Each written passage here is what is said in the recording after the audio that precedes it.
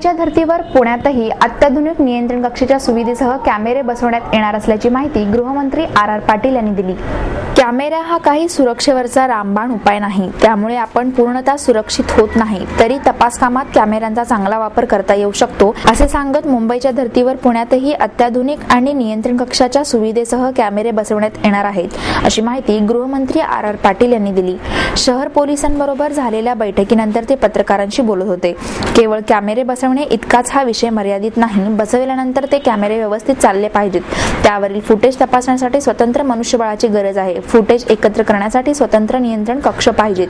शासनाची तर मान्यता आहे, पुण्यामध्ये सीसीटीव्ही कॅमेरे बसवले पाहिजे, त्याबद्दल कुठलंच दुमत नाही।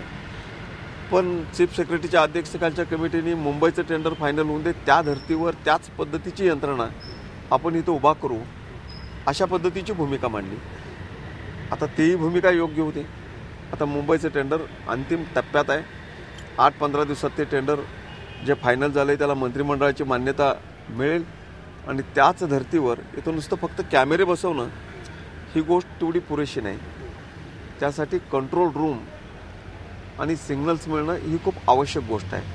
कॅमेऱ्यांची संख्या वाढवणं, आज जसे कॅमेरे बसवलेले आहेत तसे कॅमेरे बसवणं ही खूप सोपी गोष्ट आहे, पण अलर्ट करणारे, सगळ्यांना सूचना देणाऱ्या कंट्रोल रूम्स असणं हे खूप आवश्यक आहे आणि म्हणून तो एकत्रितच प्रस्ताव करणं गरजेचं आहे। लवकरच मुंबईच्या धर्तीवर पुण्यामध्ये सुद्धा, आणि केवळ पुणेच नव्हे तर मग ठाण्यामध्ये सुद्धा तितकीच लोकसंख्या वाढायला लागलेली आहे, नाशिक आहे, औरंगाबाद आहे, नागपूर आहे।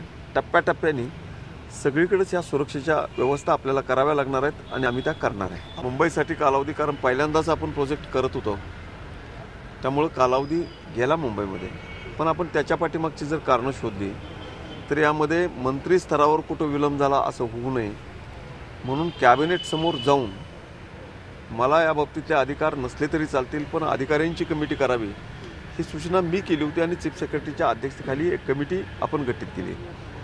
आता त्यामध्ये जे टेंडर्स आले ते एक 824 कोटीचं आणि एक 17,000 कोटीचं। आता 824 कोटी रुपयाचं जर स्वीकारलं असतं तर त्यातला एक पार्टनर हा सेंट्रल गव्हर्नमेंटने ब्लॅक लिस्टेड केलेला होता। म्हणजे 824 रुपयाचं स्वीकारलं असतं तर ब्लॅक लिस्टेड एजन्सीला तुम्ही का स्वीकारलं म्हणून तुमचीच माध्यमं 24 तास आमच्या विरोधात वाजत राहिली असती। 17,000 कोटीचं स्वीकारलं असतं तर 824 कोटीचं सोडून 17,000 कोटी एकदम का स्वीकारलं याचं उत्तर सरकारला देता आलं नसतं। त्यामुळं आपल्याला फेअर टेंडर काढावं लागलं। घाई गडबडीने निर्णय केला तरी टीका होते, थोडासा विलंब झाला तरी टीका होते। आता एका बाजूने मार खाणं हे आमच्या नशिबी रोजचंच आहे। या नियंत्रण कक्षासहित कॅमेऱ्यांच्याही देखभाल दुरुस्तीचा प्रश्न आहे, त्यासाठी तज्ञांची नेमणूक करावी लागेल। इतक्या गोष्टी कराव्या लागणार आहेत। आधीचे काही कॅमेरे आहेत, मात्र नियंत्रण कक्ष आणि देखभाल दुरुस्ती अभावी त्यातील काही बंद पडले आहेत। कॅमेरे बंद न पडता कायमस्वरूपी चालावेत यासाठी अत्याधुनिक कॅमेरे बसवण्यात येणार असून प्रथम ते मुंबईत बसवले जातील, त्यानंतर त्याच क्षमतेवर कॅमेरे पुण्यातही बसवण्यात येतील। मंत्रिमंडळासमोर हा विषय मांडण्यात आला असून मान्यता मिळाल्यानंतर टेंडर काढून ही प्रक्रिया सुरू होईल। दिल्ली येथील बलात्काराच्या पार्श्वभूमीवर महिलांच्या सुरक्षेसाठी न्यायमूर्ती वर्मा समिती नेमण्यात आली आहे। तशी समिती महाराष्ट्रात 2.5 वर्षापूर्वीच नेमण्यात आली असून न्यायमूर्ती चंद्रशेखर धर्माधिकारी हे त्याचे अध्यक्ष आहेत। दिल्लीमध्ये जी घटना घडली त्यानंतर महिलांच्या सुरक्षिततेचा प्रश्न देशभरात ऐरणीवर आला, पण महाराष्ट्र नेहमीच पुरोगामी राज्य राहिले। आम्ही मात्र 2.5 वर्षापूर्वी अशी कमिटी गठीत करण्याचा निर्णय घेतला आणि धर्माधिकारी साहेबांच्या अध्यक्षतेखाली एक कमिटी आपण आपल्या राज्यामध्ये निर्माण केली। 1.5 वर्ष राज्याच्या वेगवेगळ्या भागामध्ये जाऊन या कमिटीने खूप खोलात जाऊन, देशातल्या कुठल्याही राज्याने केला नसेल आणि कुठल्याही राजकारण्यांनी सुद्धा केला नसेल इतका खोलात जाऊन या कमिटीने अभ्यास केला आहे, त्यांच्या शिफारशी केलेल्या आहेत। ह्या सगळ्या शिफारशी काय एका विभागाशी संबंधित नाही, शासनाच्या वेगवेगळ्या विभागाशी संबंधित आहेत। आत्तापर्यंत त्यांनी ज्या शिफारशी केलेल्या आहेत त्यातल्या 2/3 शिफारशी ऑलरेडी सरकारने स्वीकारलेल्या आहेत। त्या सगळ्या विभागांची, संबंधित विभागांची मीटिंग त्यांच्यासमोरच मी घेतली होती आणि संबंधित विभागांनी त्या शिफारशी स्वीकारलेल्या आहेत। त्यांचा अंतिम अहवाल लवकरच येईल आणि मग तो मंत्रिमंडळासमोर आम्ही सादर करू।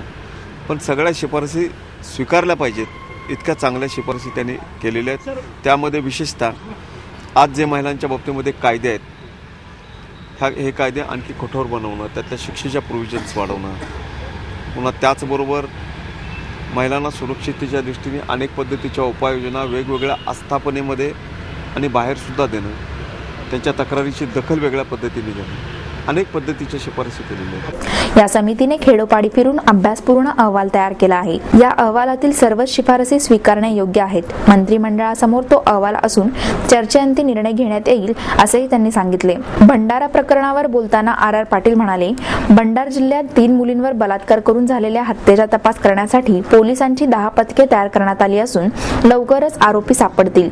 घाई गडबडीत चुकीच्या कोणाला पकडले जाऊ नये, खऱ्या गुन्हेगारांना शिक्षा झाली पाहिजे, त्यादृष्टीने तपास सुरू आहे, अशी माहिती आर पाटील यांनी दिली.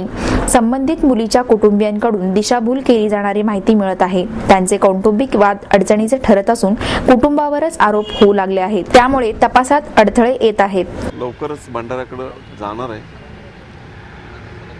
पोलीस काम करतायत.